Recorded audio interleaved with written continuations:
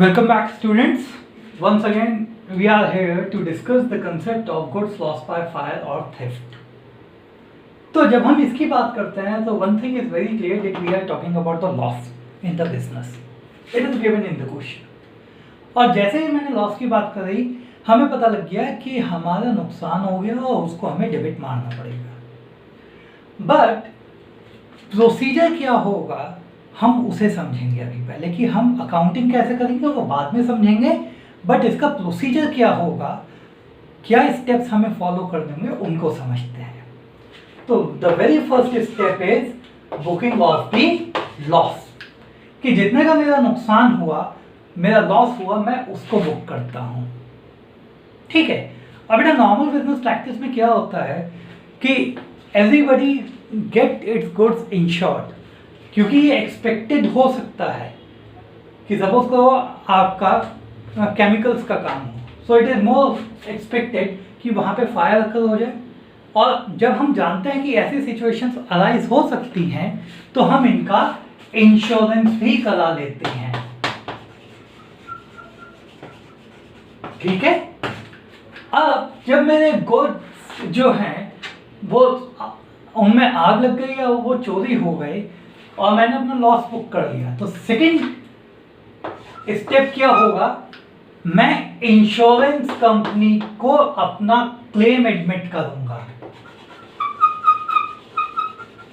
Insurance company को बताऊंगा कि मेरे यहाँ पे इस वजह से नुकसान हो गया है एंड यू विल पे मी. ठीक है. यहां पे इंश्योरेंस कंपनी मेरा जो क्लेम है उसको इवैल्यूएट करेगी और वैलिडेट करेगी. इवैल्यूएट और वैलिडेट का मतलब क्या है कि मेरी जो इंश्योरेंस कंपनी है, जितने का मैं नुकसान बताता हूं वो 100% का एडमिट कर ले, या फिर वो मेरे को सिर्फ उसका एक पार्शियल अमाउंट ही एडमिट करे कि आपका सिर्फ 70% का नुकसान हुआ है, तो insurance company will only pay me 70% of the claim. ठीक है. और इसके बाद इंश्योरेंस कंपनी मेरे को पेमेंट कर देगी कि जितना भी उसने मेरे को वैलिडेट किया है, आइदर 100% और 70% और whatsoever is the percentage, the insurance company will pay me this amount. So this is a series of action which we follow while calculating the goods lost by fire or theft. So students, here we have taken with an example where he says that goods costing rupees 1000 lost by fire and the insurance company admits the claim in full. इसका मतलब क्या है कि हमारे यहाँ पे goods जो हैं वो डिस्ट्रॉय हो गए ड्यू टू फायर. और जब हमने इंश्योरेंस कंपनी को बताया, हमने उसके अंदर क्लेम रजिस्टर किया, तो कंपनी ने भी ये माना that our goods of 1000 has been destroyed, और इंश्योरेंस कंपनी ये 1000 रुपीज मेरे को रीपे करने के लिए तैयार हो जाती है. तो यहाँ पे बेटा सबसे पहली चीज, यहाँ पे हमारे पास 3-4 एंट्रीज बनेगी. पहली एंट्री क्या होगी, जो मैंने बताया आपको लॉस बुक करने की. तो पहली एंट्री क्या हो जाएगी बेटा, loss by fire account debit to purchases account. और कितना नुकसान हुआ था हमारा, 1000 रुपीज का. ठीक है. उसके बाद हमारी सेकेंड एंट्री क्या बन जाएगी बेटा, सेकेंड स्टेप क्या था, इंश्योरेंस कंपनी में क्लेम एडमिट करने का. तो जब हमारा 1000 का लॉस हुआ है तो हम कितने का क्लेम एडमिट करेंगे, 1000 रुपीज का ही. तो हम लिख देंगे बेटा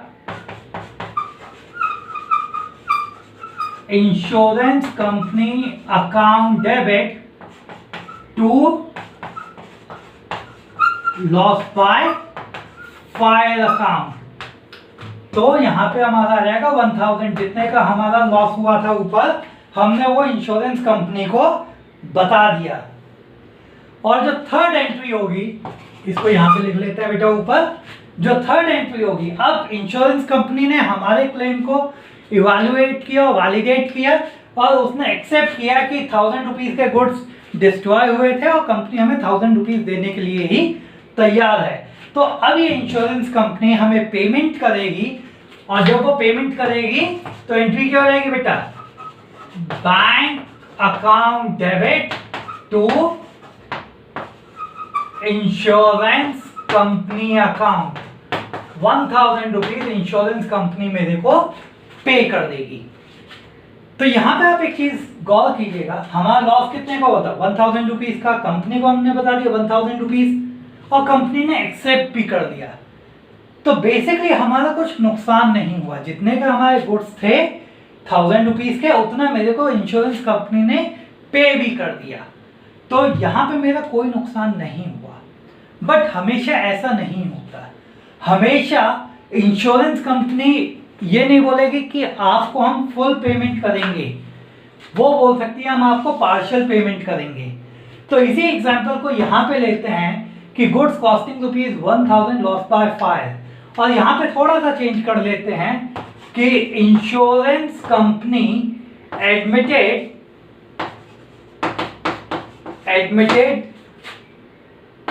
the claim of 70%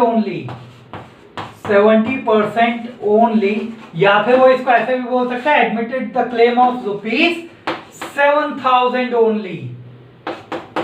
ठीक है, वो कोई भी लैंग्वेज यूज कर सकता है। तो यहां पे भी बेटा हमें अपना यही प्रोसीजर फॉलो करना पड़ेगा। सबसे पहले अपना लॉस बुक करो, लॉस बुक करने की सेम एंट्री पास हो जाएगी। क्या होगा, loss by file account debit to purchases account. कितने का लॉस हो गया, कितने का लॉस हो गया हमारा 1000 का। सेकेंड स्टेप में हम कंपनी को बताएंगे, we put our case in front of the company.